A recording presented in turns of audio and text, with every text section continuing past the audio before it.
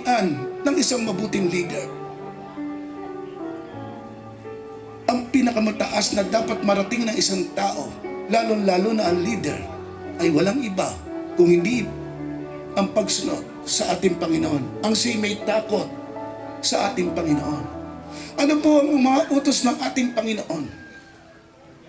Mula pa sa pagkabata ay sinabi na ay meron na tayong misyon sa ating Panginoon. Tayo raw po'y pari, hari at propeta.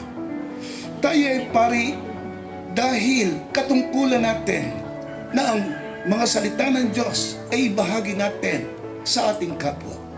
Tayo ay hari sa ating pamilya upang ang ating mga anak ay akayin natin sa ating Panginoon, ibigay ang tamang disiplina na magbibigay sa kanila ng magandang kinabukasan sa kanilang paglaki.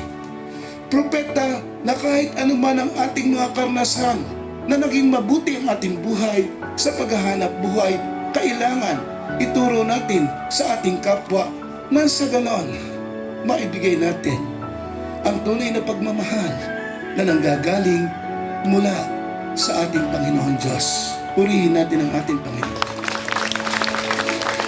Yan ang ginawa natin sa bayan ng Canlaon nang ako'y maging mayor, kahit na ang iba'y walang hindi interesado.